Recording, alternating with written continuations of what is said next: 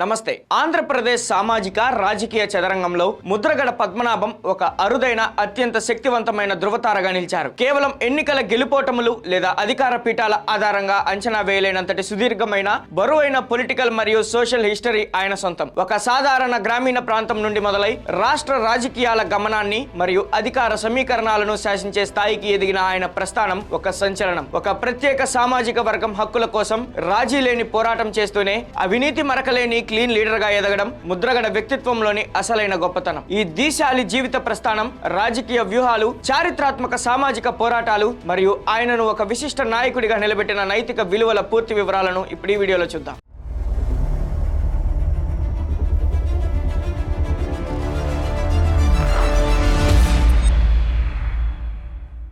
నేను Prem, welcome to Khyati connects. Andhra Pradesh రాజకీయాల్లో ఎంతో మంది నాయకులను చూసుంటాం, కానీ పదవుల కంటే ఆత్మాభిమానానికి ప్రాణం ఇచ్చే నాయకులు చాలా అరుదుగా ఉంటారు. అలాంటి వారిలో తూర్పు గోదావరి జిల్లా కిర్లంపూడి భూస్వామ్య కుటుంబంలో జన్మించిన ముద్రగడ పద్మనాభం గారు అగ్రస్థానంలో నిలుస్తారు. ప్రజల కష్టాలను చిన్నతనం నుంచే దగ్గరగా చూసిన ఆయన ప్రజాసేవపై ఉన్న ఆసక్తితో 1970ల చివరిలో క్రియాశీల రాజకీయాల్లోకి అడుగుపెట్టారు. 1978లో జరిగిన ఆంధ్రప్రదేశ్ అసెంబ్లీ ఎన్నికల్లో ప్రతిపాడు నియోజకవర్గం నుండి జనతా పార్టీ అభ్యర్థిగా పోటీ చేసి తొలిసారిగా ఎమ్మెల్యేగా ఎన్నికయ్యారు. యువకుడైన ముద్రగడలోని నిజాయితీ, ప్రజలతో మమేకమయ్యే తీరు ఆనాడే పెద్దల దృష్టిని ఆకర్షించింది. ఆ తర్వాత 1982లో నందమూరి తారక రామారావు తెలుగుదేశం పార్టీని స్థాపించినప్పుడు ఆ ప్రభంజనంలో రాష్ట్ర వ్యాప్తంగా సమీకరణాలు మారిపోయాయి. ముద్రగడ టీడీపీలో చేరి ఎన్టీఆర్ నాయకత్వాన్ని బలపరిచారు. 1983 మరియు 1985 మధ్యంతర ఎన్నికల్లో వరుసగా పత్తిపాడు నుండి ఘన విజయం సాధించి గోదావరి జిల్లాలో తిరుగులేని నాయకుడిగా అవతరించారు. ఎన్టీఆర్ కేబినెట్ లో మంత్రిగా పనిచేసిన కాలం ముద్రగడ గారి పాలనా సామర్థ్యానికి, నిజాయితీకి అద్దం పడుతుంది. ఆయన ఎక్సైజ్, కమర్షియల్ ట్యాక్సెస్ మరియు అటవీ శాఖల మంత్రిగా సేవలు అందించారు. రాజకీయాల్లో ఒకసారి మంత్రి పదవి దక్కితే దాన్ని కాపాడుకోవడానికి ఎంతటి రాజీకైనా సిద్ధపడే నాయకులున్న ఈ రోజుల్లో ముద్రగడ శైలి పూర్తిగా భిన్నంగా సాగింది. ఎన్టీఆర్ ప్రభుత్వ నిర్ణయాలతో లేదా పార్టీ అంతర్గత విధానాలతో తన ఆత్మాభిమానానికి గ్యాప్ వచ్చిన ప్రతిసారి ఆయన ఏమాత్రం వెనకాడకుండా మంత్రి పదవికి రాజీనామా చేసి బయటకు వచ్చేవారు. పదవి అనేది ప్రజలకు సేవ చేయడానికి ఒక సాధనం మాత్రమే తప్ప అహంకారాన్ని పెంచుకునే పీఠం కాదని ఆయన నమ్మారు. 99లో లోక్సభ ఎన్నికల్లో కాకినాడ నియోజకవర్గం నుండి ఎంపీగా విజయం సాధించి జాతీయ రాజకీయాల్లోనూ తన గొంతుకును వినిపించారు. ముద్రగడ పద్మనాభం గారి పేరు చరిత్రలో నిలిచిపోవడానికి ప్రధాన కారణం ఆయన నడిపిన కాపు రిజర్వేషన్ ఉద్యమం. బ్రిటిష్ కాలం నుండి ఉన్న రిజర్వేషన్ హక్కులను కాలక్రమేణా కోల్పోయిన కాపు, బలిజ, తెలగ, ఒంటరి సామాజిక వర్గాలను తిరిగి బీసీ జాబితాలో చేర్చాలనే డిమాండ్ తో ఆయన దశాబ్దాల పాటు ఉద్యమించారు. 1990ల తొలినాళ్లలో కోట్ల విజయభాస్కర్ రెడ్డి ముఖ్యమంత్రిగా ఉన్న సమయంలో ముద్రగడ కాపులను బీసీ జాబితాలో చేర్చాలని డిమాండ్ చేస్తూ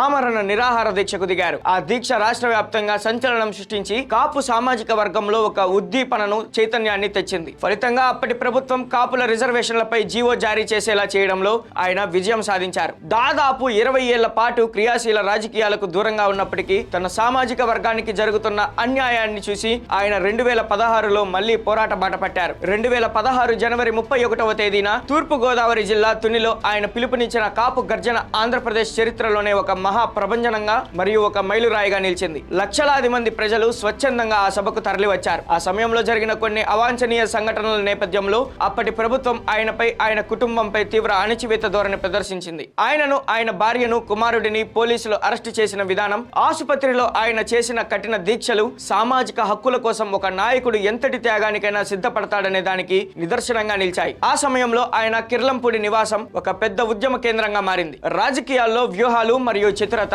అందరికీ ఉంటాయి, కానీ ముద్రగడ గారిని ఒక ప్రత్యేకమైన లీడర్ గా నిలబెట్టిన మానవీయ మరియు నైతిక కోణాలు వేరుగా ఉన్నాయి. రాజకీయాల్లో ఉద్యమం అన్న మాటను సాయంత్రానికి మార్చేయడం మనం చూస్తూనే ఉంటాం, కానీ ముద్రగడ గారు తన మాటకు ఎంతటి విలువ ఇస్తారో 2024 ఆంధ్రప్రదేశ్ అసెంబ్లీ ఎన్నికల సందర్భం దేశవ్యాప్తంగా చాటి చెప్పింది. ఎన్నికల ప్రచారంలో భాగంగా వైఎస్ఆర్ కాంగ్రెస్ పార్టీ తరపున నిలబడిన ఆయన పిఠాపురం నియోజకవర్గంలో జనసేన అధినేత పవన్ కళ్యాణ్ ను ఓడించకపోతే తన పేరు మార్చుకుంటానని సవాల్ చేశారు. ఫలితాలతో పవన్ కళ్యాణ్ చారిత్రాత్మక మెజారిటీతో విజయం సాధించారు. సాధారణంగా ఏ రాజకీయ నాయకుడైనా ఇలాంటి ఎన్నికల సవాళ్లను లైట్ తీసుకుంటారు, కానీ ముద్రగడ గారు ఫలితాలు వచ్చిన వెంటనే ఏమాత్రం సాకులు వెతకకుండా సమాజానికి తప్పుడు సందేశం వెళ్లకూడదని తాను అన్న మాటకు కట్టుబడి తన పేరును అధికారికంగా మార్చుకొని గెజిట్ నోటిఫికేషన్ కూడా ఇప్పించారు. ఈ నిర్ణయం ఆయన రాజకీయ ప్రత్యర్థులను సైతం ముక్కున వేలేసుకునేలా చేసింది. ఆయన నైతిక నైతిక విలువలకు ఇది మచ్చు తునకగా నిలిచింది. లక్షలాది మంది ప్రజల శ్రేయోభిలాషిగా, మాజీ మంత్రిగా, మాజీ ఎంపీగా ఉన్నప్పటి ముద్రగడ గారి జీవన శైలి అత్యంత సాధారణంగా ఉంటుంది. కిర్లంపూడిలోని